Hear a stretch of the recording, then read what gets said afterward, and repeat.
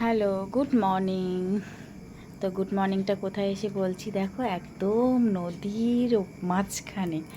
তো আমরা হঠাৎ করেই ঠিক ছিল না, একটু গ্রামের বাড়িতে যাচ্ছি আমরা দুজনে, একটু দরকারে, পার্সোনালি কিছু দরকারে। তো দেখো বলতে বলতে অনেকটাই, মানে দেখো আমাদের গ্রামের রাস্তাগুলো কত সুন্দর, তাই না? এখন আমরা যেখানে আছি সেখান থেকেও আমাদের গ্রামের রাস্তা একদম খুব সুন্দর হয়ে গেছে। আর এইটা হচ্ছে আমাদের বাড়িতে যাওয়ার মানে কিছুটা আগের রাস্তা। আর দেখো এই সাঁকোটা পার হতে হয় আমাদের।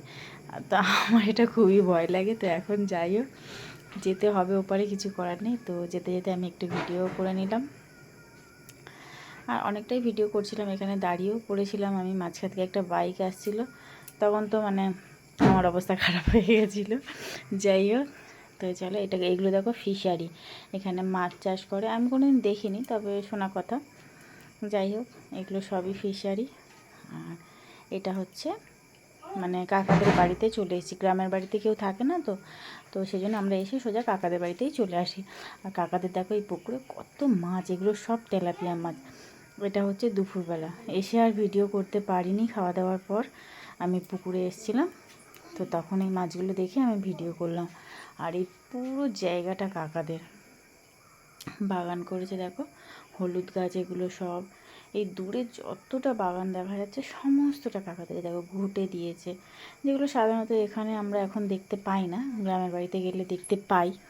তো আমার এই জিনিসগুলো খুব ভালো লাগে, খুব মিস করি যখন গ্রামে থাকতাম। এইগুলোর সাথে অনেকটা টাচ ছিল। এখন অনেক বছর সব মানে সরে গেছে আর কি জীবন থেকে।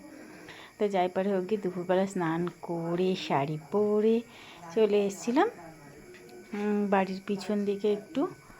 তো সেই জন্য একটুখানি ভিডিও। আর এখানে দেখো কত হাঁস, মানে ওইগুলোকে ওরা ঘিরে রেখেছে যাতে না কোথাও চলে যায়, সেই জন্য। আর এখানে দেখো এই বেল গাছটাতে কত বেল হয়েছিল। তো আমি সব কিছুই অল্প অল্প করে ভিডিও করেছি। আর এটা হচ্ছে একটা লেবু গাছ। তো সেই লেবু গাছে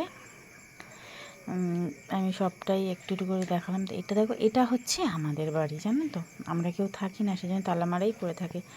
গ্রামের প্রত্যেকটা জিনিস খুবই সুন্দর। এটা হচ্ছে মাটির একটা দোতলা বাড়ি ছিল, কিছুটা নষ্ট হয়ে গেছে, ক্ষয়ক্ষতি হয়ে গেছে, আর কিছুটা এখনও ঠিক আছে। তো এটা হচ্ছে আমাদের ঘর, যেহেতু কেউ থাকে না সেই জন্য এই অবস্থা। আর বাড়িতে আসলে তো একটু শাড়ি পরতে হয়ই, রাস্তায় বেরোলে আর কি। তো মাথায় ঘোমটাও দিতে হয়। আর এই সন্ধেবেলা আবার আমরা দুজনে একটু বেরিয়েছিলাম। আর গ্রামের পথ দেখো কী ভয়ঙ্কর, তাই কিন্তু না, সেরকম কোনো ভয়ের কিছু নেই এখানে। তো যাই হোক, চলো, ভিডিওটা যদি ভালো লেগে থাকে অবশ্যই লাইক করে দিও।